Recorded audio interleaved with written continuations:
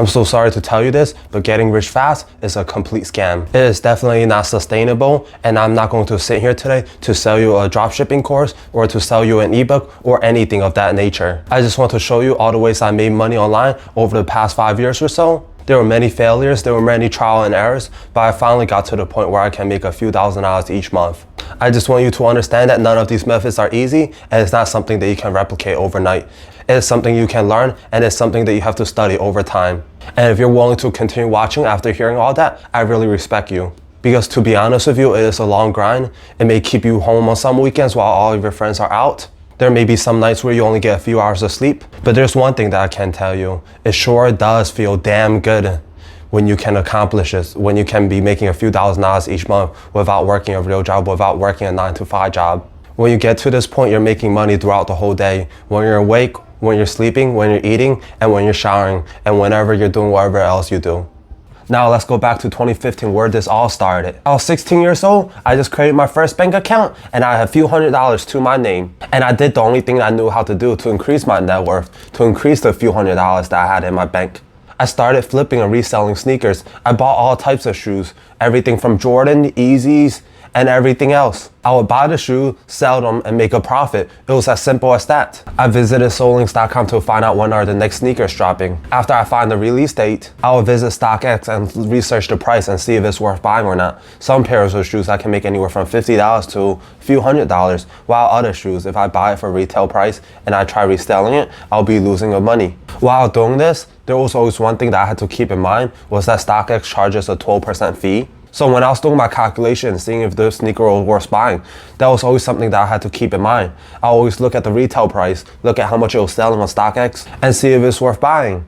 Also, if you go on StockX.com, as you see right here, you can hit the sell button. And over here, they'll show you how much the payout is. So if it's a small number, I could usually do the math really fast in my head. But if it's a bigger number, if I want to double check my math, I could always click sell and see what the total payout is. And after that, I could determine if it's worth buying or not. This method still works today, and it is something that I do regularly. However, since I have the knowledge and experience, I already know which shoes will sell and which shoes won't. So I no longer need to spend as much time looking through every pair of shoes. Now I kind of know which ones to buy and which one I should stay away from. As I just mentioned, this method still works, and I will recommend you giving it a try. When I was 17, I started my first part-time job. I worked at a catering company making $8.25 an hour. I would work at different events such as weddings, fundraisers, and parties. But to be honest, it was just mainly weddings.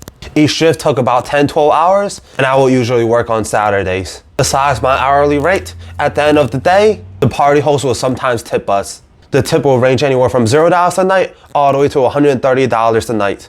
And the $130 was the maximum amount of tip that I ever received from working at a wedding. So I would say at least half of the event that I was working at, I was tipped for at least half of them.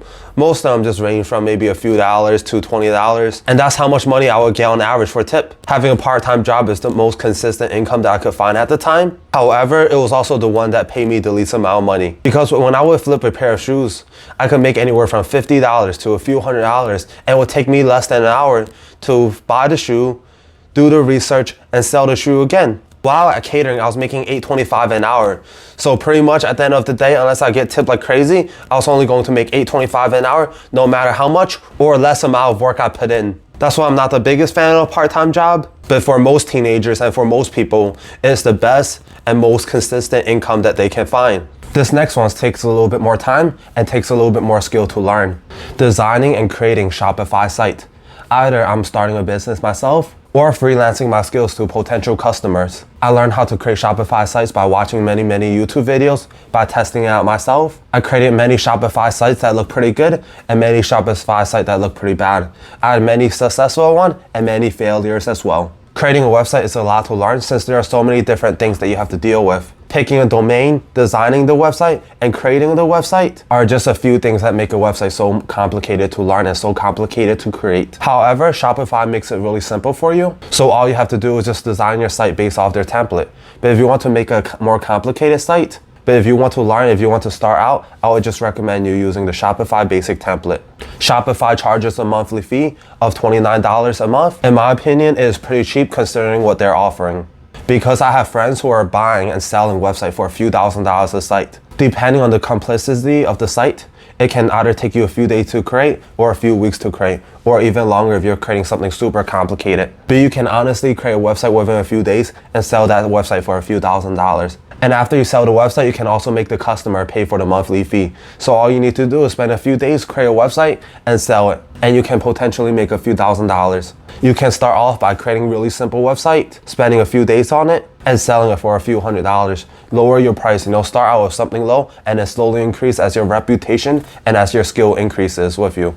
In 2020, the pandemic hit and I was forced to stay home with nothing to do. I had an internship lined up with Comcast, but that was canceled. This is when I started day trading options. I just want to let you know that day trading options is super risky, as you can lose half your money overnight, and yes, you can also double your money overnight. And one thing to keep in mind is that 90% of day trader lose all of their money. If you're that lucky 10%, then go ahead, give it a try, but also don't risk any money that you can't afford losing. I currently don't day trade anymore, as I see it too risky, and I'm slowly moving my portfolio to invest in more dividend stock and to invest in more long-term growth stocks. I'm trying to invest in the long term because that's how you win at the end of the day. Winning in the immediate future does not mean you'll be winning 20 years down the line. A few of the dividend stocks that I'm currently invested in is AT&T, Walmart, and TD Bank. Investing in dividend stock is a long-term grind and you won't see any immediate result. But after years and years of compounding, you'll be really happy at the end of the day. I honestly hope you can stick with dividend investing because a lot of people can't do that. A lot of people want immediate results and they want to see immediate gains. But that's not how the world works. You don't always get to see immediate gains.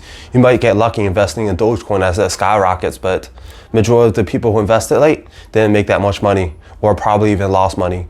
Honestly, based off audience retention, if you made it this far, I really respect you. You are a real one and I hope you found this video helpful. Please drop a like and subscribe down below. Thank you.